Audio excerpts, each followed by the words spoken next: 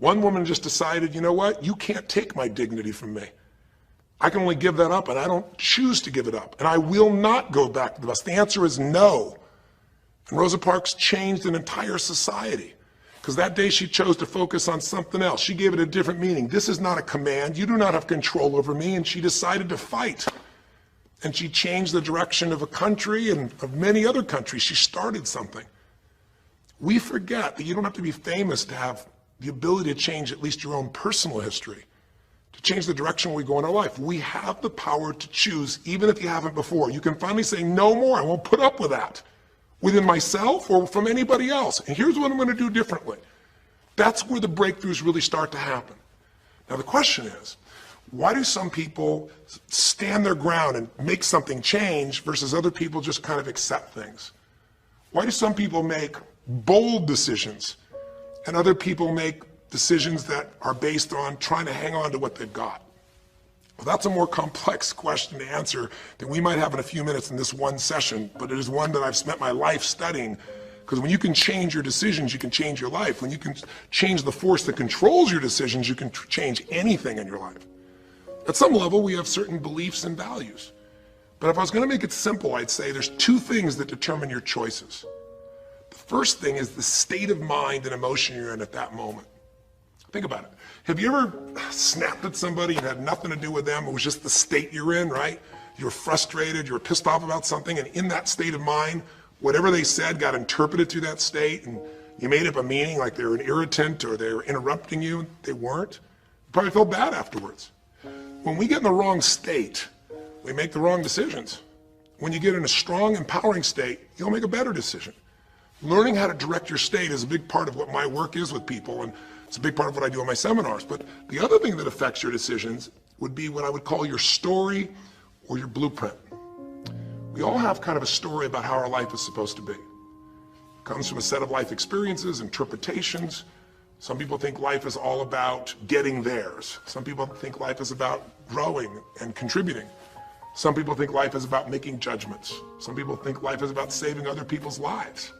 Some people think life is about being successful. Some people think God is the basis of everything, and the way to know God is to go through life in a very specific way with a set of rules, and they follow it. And that's what they believe. Whatever your story is, whatever your blueprint is just another way of saying whatever you believe is how your life is supposed to be, at some level, we either follow that blueprint or we fight it. If we follow it or we fight it, we're going to find that we're going to bump into things in life where life isn't always the same as we expect it to be or think it should be. And that's where we start to experience stress. So in this session of Breakthrough, when you watched this story and you saw Melissa, you saw the conflict between what she desired most and what she feared most. I really believe life is the dance between what you desire most and fear most. That's where you find where we live our life. The dance between what you want most and what you fear most. That's where all that energy is in life. So what does she want? She wants to be famous. She wants to be able to sing and have everyone hear her voice and be able to touch everyone. She wants to contribute. She wants to share her gift. And she definitely wants to be famous and successful. She needs to be closer to her children. And one of the big challenges in life is oftentimes what we want and what we need are two different things. She has 5 boys. They're all extremely young, as I'm sure you saw. And she has a husband. And while they're all supportive of her going on this journey, somewhere along the line, she lost that connection to what was most important. Now, is she a bad person to make bad decisions? No, good people make bad decisions when they get in lousy states, when our ego gets involved, or when we start believing our story. And here was the story she had. Being a mom's important, but the bigger gift God gave me is my singing voice. And once we get seduced into a particular story, and we start to believe it, it takes a hold of our life and it controls all of our choices. And then pretty soon, bad choice on top of bad choice on top of bad choice starts to affect our life. Can you relate? How many times you've made some choices that you wish like hell you would have made a different decision back then, or that no one ever knows the stupid decisions you made? I know I can relate to that. So what I want to talk to you about today for this brief little session is how to break through a crisis. Crises happen, whatever type of crises you go through in your life, and I know you've had many, when we make some choices unconsciously and we get consequences. And we make them unconsciously because we're trying to get what we want. We don't really know what we value most. We don't know what we need. And we find ourselves waking up one day and going, why is my life this way? It's kind of like life is always calling to us to constantly grow and improve. You know, if you're going to look at what's going to make life work, it's really simple. What makes people happy is progress. We're happy when we're progressing. If you're overweight, but you leave today and you say, you know what, this breakthrough thing, what I got today for me more than anything else is, I've been stuck waiting for some magical diet, some magical exercise plan, some magical time in the future when we have more time. There is no more time. I don't need to wait for that. I'm just going to make a decision today to get started. I don't need to go out there and go interview 20 trainers and get online. I don't need somebody to give me a perfect plan. I need just to pick up my shoes and start walking. I need to just get somebody behind me who just goes, run! I don't need to wait for perfection. I'm going to do something right now. I choose to get fit. I choose to walk. I choose to run. I choose to go join a club. I'm doing it now. A breakthrough happens the moment you make a new choice. And you don't have to wait. You can just get yourself in a new state. Maybe this tape will get you doing. Or you just have to have a new thought that says, you know what? I made choices in the past. I'm overweight because I chose to eat this and this. I'm not going to eat it anymore. I'm changing now. You can change your whole life real fast with just a few choices. But if you don't make the right choices, eventually you're going to face a crisis. Crisis is when you made so many poor choices that sooner or later life shows up, and instead of asking gently for you to change and improve, to grow, to make progress, to be happy, life, when it's a crisis, now demands change. It isn't asking anymore. We borrowed money as a society and we overspent and we talked about changing and we knew we had to change, and now a crisis happens and guess what? Nobody has a choice. The game has changed. And what crisis does is it melts us down. It melts us down so that we can recast our life. We can remold ourselves. And usually on the other side, our life is greater because as we go through that crisis, we have to grow. Everybody wants change. Nobody wants to do it. Everybody, I should say, wants progress, but nobody wants to change. Everybody wants their life better, but nobody wants to do the push-ups, the running, have the economic or emotional discipline to make it happen. But if you're watching this right now and you're still with me, some part of you wants more. And I'm saying to you, choose it. And the way you're going to choose it is really simple.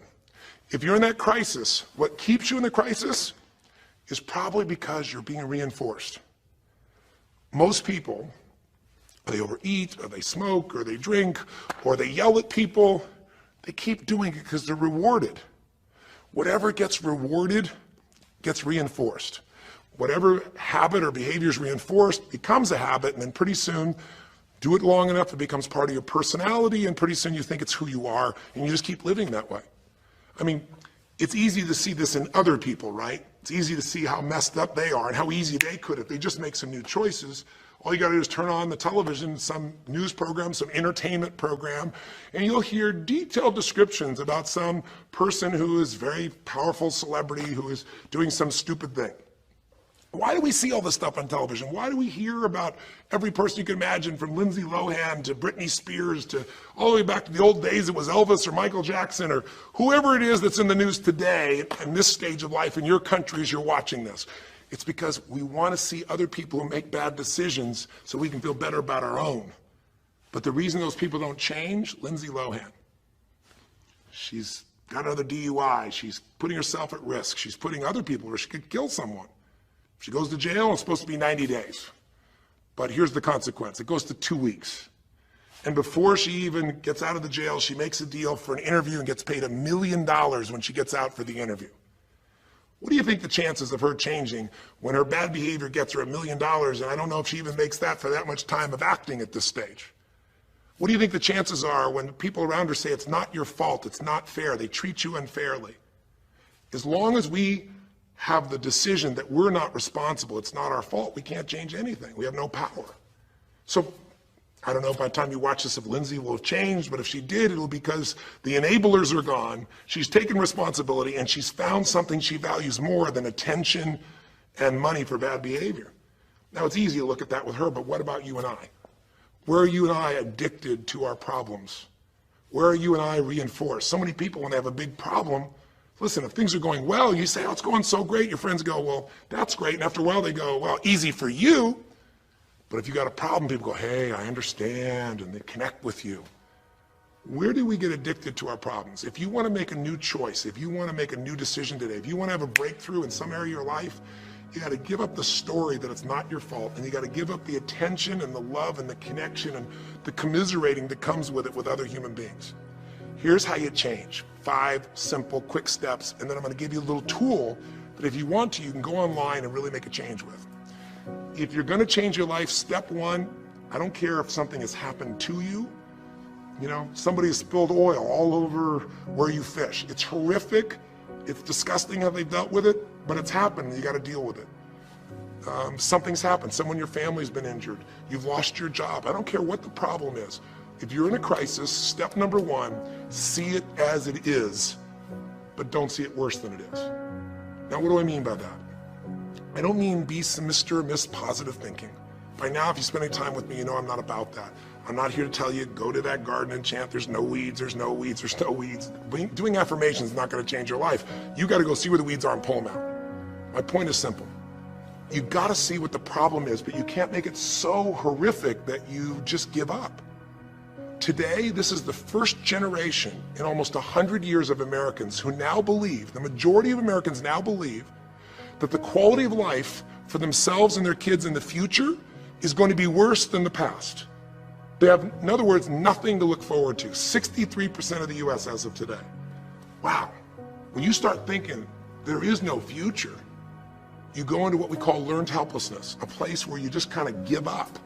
And if you get to that place of giving up, then you have no power over your life. That's when people get depressed. That's when people do crazy, stupid things. That's when people want to turn to drugs or alcohol or sometimes suicide or just total frustration and anger, and their life starts to do the opposite of a breakthrough. It becomes completely stuck and in pain or in ongoing suffering. If you and I are going to break out of that, we got to see it as it is. We're not here to be positive thinking people. You got to see what's really going on.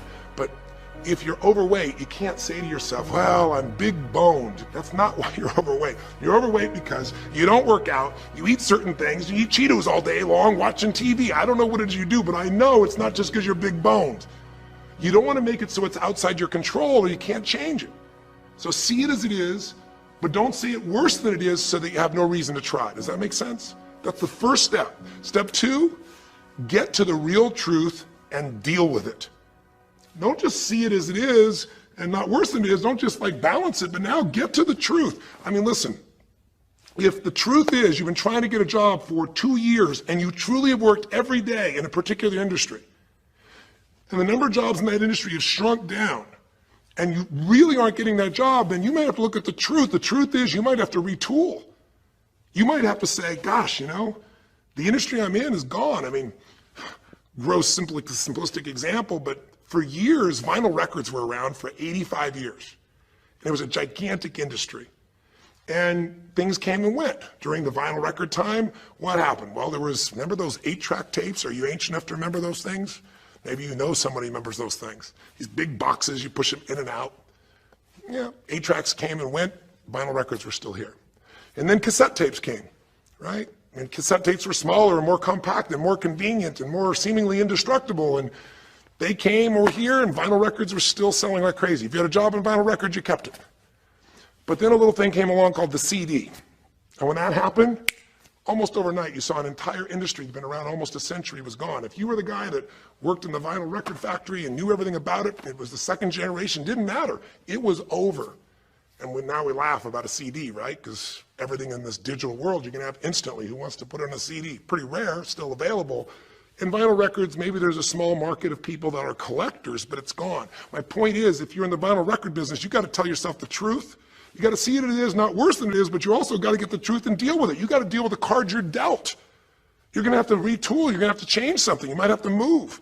If you live in the Gulf, and I don't support anything that's happened there, who could? It's unconscionable what's happened with BP. But if you live in the Gulf and you're a 3rd-generation fisherman, and you fish for oysters, and they're dead, you better get to the truth. Are they going to be dead for 2 years or 10 or 20 to the best of your ability? And you might say, well, I can't do anything else. I can't. I'm a 3rd generation. This is all I know. Yes, you can. Get to the truth and deal with it. Deal with the card you're dealt with. You got to deal with it, sure, I'm sure legally, but in the meantime, you got to take care of your family. I'm not saying this off the cuff easy because I've been in those situations where it's impossible, it's unjust, it's wrong, but I still got to deal with it just like you. Am I making sense? It's like You might say, I've lived here my life. You might have to move. You might have to fish someplace else. You might have to, I know you still got to deal with all the consequences, but you got to take back control of your life. There are unjust things that happen, but you got to take control. Easy for me to say, I'm not sitting in your shoes. I get that. But who hasn't experienced some form of injustice someplace? Who's not dealt with something unfair? Who's not dealt with something that wasn't meant to be unfair, but it affected your entire life, your career, your finances, whatever? You got to tell yourself the truth, and you got to get to those dealing with the reality right now. The longer you wait, the longer the crisis will be.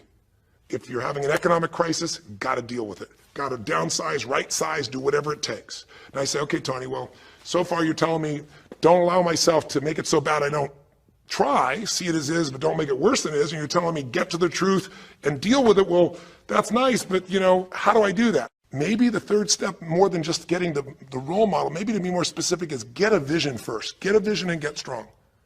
That's what I think your third step should be. You first tell yourself the truth. Yes, see it as it is, not worse than it is. Tell yourself the truth and deal with it. But the way to deal with it is say, what am I going to go for? There's got to be a compelling future. I got to come up with a vision for my life or a vision for my relationship. I've had terrible relationships, nothing's worked. Tell yourself the truth. I've made poor choices, or I've told myself stories and gave myself excuses, or I've not had the courage, whatever it is. Get to the truth, and then get yourself a vision for what you do want. Because you have to have something you're going to move towards. Does that make sense? Without a vision, people perish. It says in a very good book called The Good Book. And I know there are many good books, but that's a good one to take a look at. We need something to go for. We can deal with any problem today as long as there's something that we can look for in the future that we can strive for. It'll give us the emotional and psychological fuel, the juice, to keep moving forward. So you got to come up with a vision, and a way to do that, we'll call that step 4. Get a role model. You might get the vision from a role model. You might get the vision just from coming up with a new idea. But in order to figure out how to go from where you are to where you want to be, to close the gap from where you are to where you want to be, it's best to learn by other people's experience whenever you can. So get a role model, get their strategy, and go to work. Get into action. So I'll give you an example. Years ago, when I was first starting to try to figure out how to build myself financially, I grew up at a time when, just as I was starting to do well, this big recession happened. And I remember I was like 29, 30 years old, I think, and maybe 31. And I was doing okay. And then all of a sudden, there were all these business challenges because we went through this severe recession back in those days. And I remember at the time, everybody was downsizing and freaking out. And I thought, you know what? I don't want to just settle for this. I want to find a way to do well. Who's done well in really tough times? And so I started doing my homework. And in those days, you didn't go out and use the internet the way you do today. You couldn't access all that information. We actually went to libraries and did research in traditional ways. I'm ancient enough to remember those days. And I started hearing about this man named Sir John Templeton. Very famous man. He's a man who became a multi-billionaire as an investor. He started with nothing. But what was interesting is when I started to find out about his story, because here's a guy that when he's a young man, he's called Sir John Templeton now. He was actually an American originally. And he wasn't Sir. He came from a very poor family. And he just decided that in his life, he wanted to not only do well financially, he wanted to do so well he could help other people at any level that he wanted. And today, by the way, he's passed, but before he did, he created the Templeton Fund, and he also created a fund that now delivers money, gives money each year at the Templeton Prize to people that do good spiritual works, and it's larger than the Nobel Prize, and it continues to go on. But the guy started with nothing, and here's how he did it. Listen to me now. The reason I look for him as a role model is because he made all his money in the worst of times. He made all his money when people were going through the equivalent of the deepest recession or depression possible. His whole belief was, and this is different than almost anybody else you see around you, was pessimism was the secret to success. That what he wanted to do was make money when people were most pessimistic. Because when people are optimistic, they want you to pay for their house a huge sum of money. But as they start getting more and more pessimistic, where pretty soon they think they can never, the house is the worst thing to have, they'll virtually give you the house. They'll virtually give you the business. And so he made all his money starting in World War II. When the war broke out, when Hitler invaded over in Europe, he took all the money he had and borrowed a total money of $10,000, a total amount. He bought with $10,000 every stock on the New York Stock Exchange that was $1 or less that he thought might be useful, including some companies that looked like they're going to be bankrupt. But he did it when people were the most pessimistic. Because if you recall, it looked like Hitler was going to take over. It didn't look like we were all going to be the winners. It looked like Hitler was going to dominate. And when people were that scared, they would give up anything they had just to get a little bit back. And so he bought all the stock that eventually made him a multi-billionaire. He became a billionaire because after things changed, after the war, just 5 years later, and the economy started to surge, everything changed for him. Where do you think he invested next after World War II? Where was a country that was pummeled, that was down, the factories were basically turned into mud? Japan. You could buy things for pennies in Japan that would have cost you hundreds of thousands of dollars before, and he did. When everyone was most pessimistic, he went and did well.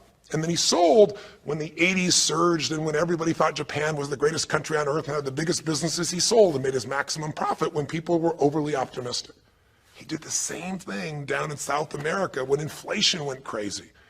This man spent his entire life basically having a strategy of how to succeed when everybody else was scared. I tell you that because he's a role model. What he did, how he did it, it's all in writing, it's crystal clear. You could do the same.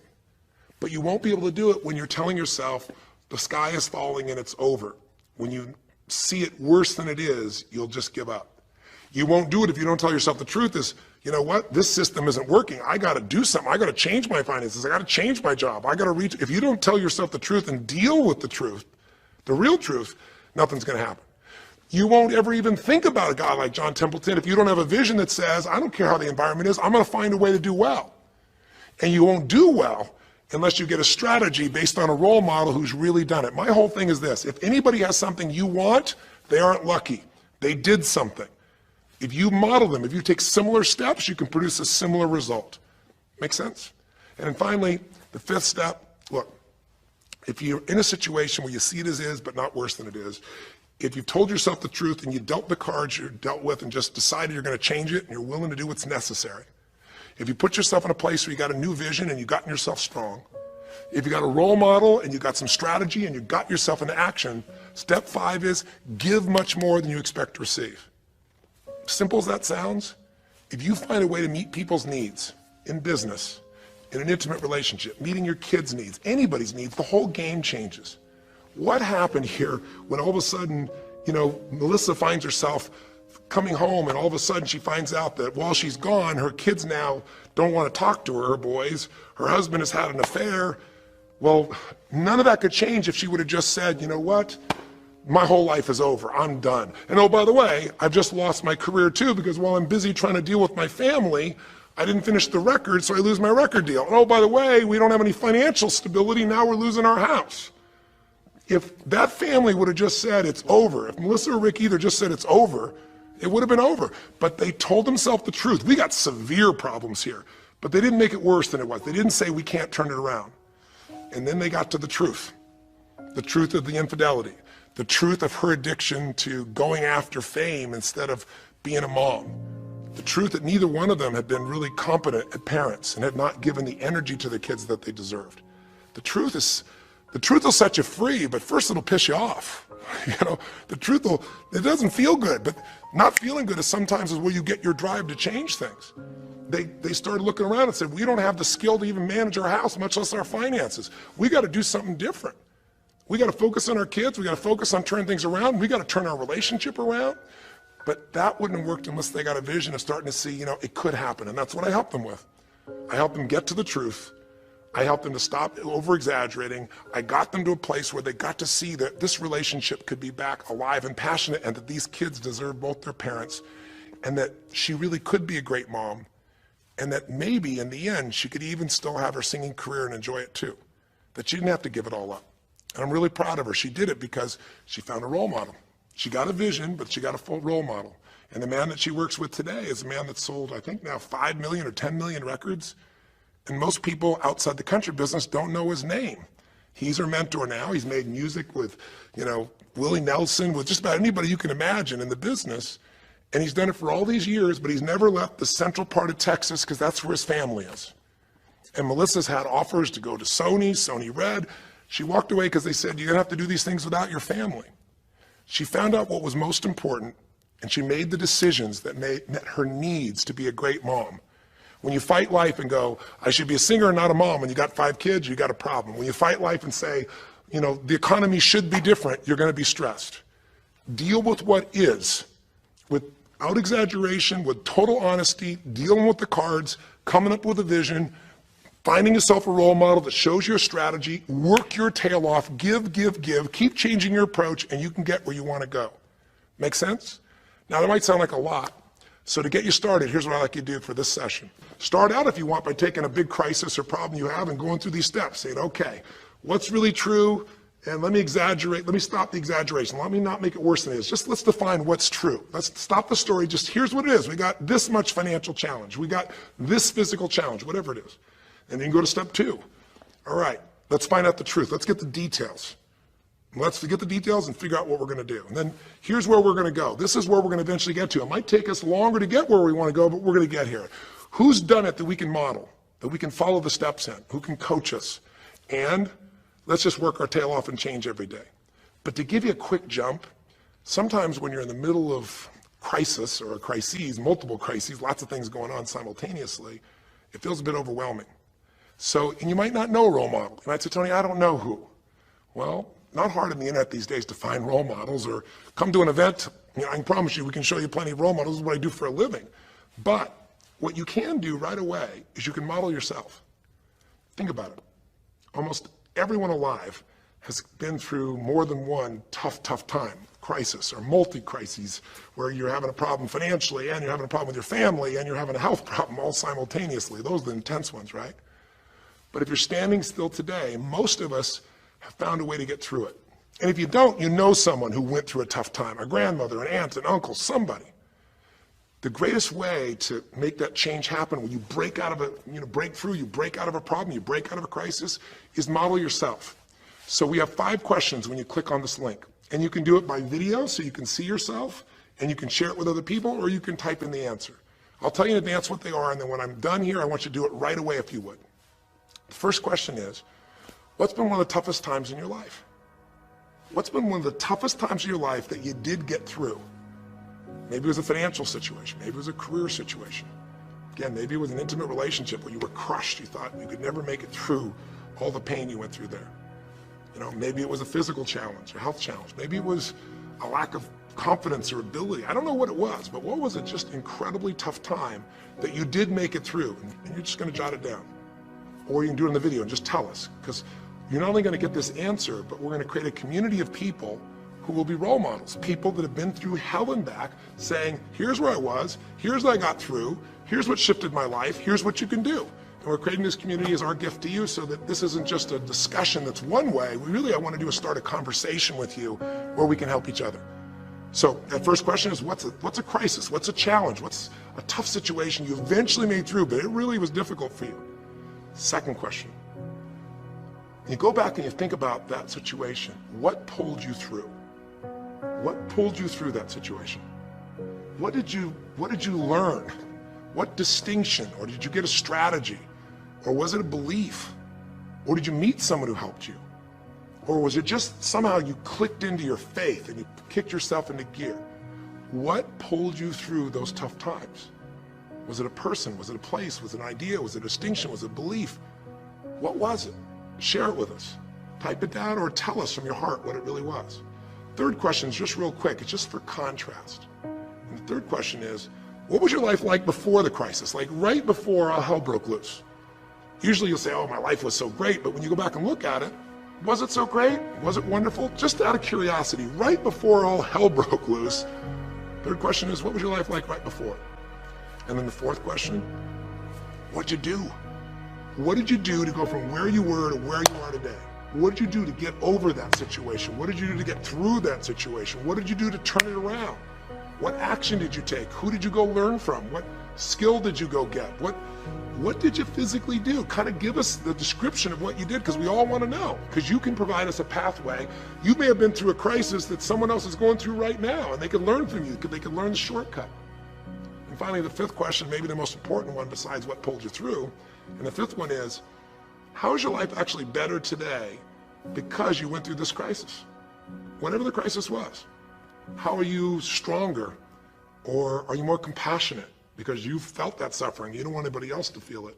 Or are you more hopeful because you know you made it through that so you can make it through other things? Or are you in a situation where you've got a skill today that you didn't have and wouldn't have had if it wasn't for that situation that made you have to grow? Or are you just happier today because you have a contrast of what life could be like, and so now you appreciate the simple moments?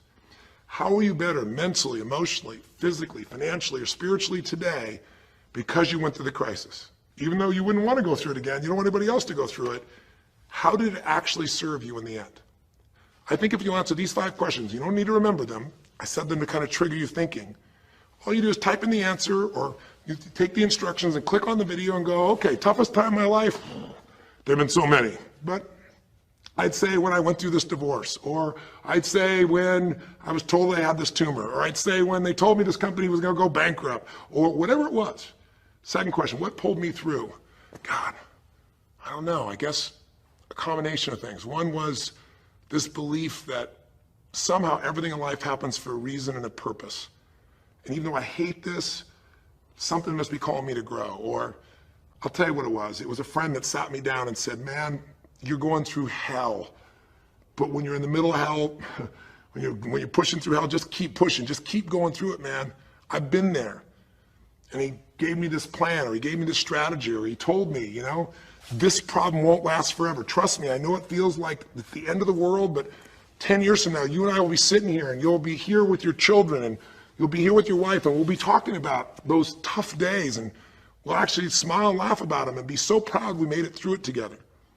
Or you might say, what got me through it was prayer, or my faith in God, or what got me through it was just massive action. You know, what pulled you through? Just tell us. We all want to hear, we all need to know. And there's lots of ways to get through hell, isn't there? There's lots of ways to get through a crisis. There's so many ways. That's what I want people to get. So when you're done with this on the website, you will give in something. Because a community is not just a place you go get stuff, right? It's a place you give. And the more, you know, authentic you can be and honest from your heart, the more other people will see and be touched. You know, what was it like before? Oh my God, I was on top of the mountain. And what did you do? Here's what I did. You know, I told myself the truth. I went and got this new education. I went and started talking to people each day. Whatever you did. How's your life better today? There's a phrase, you know, be humble or be humbled.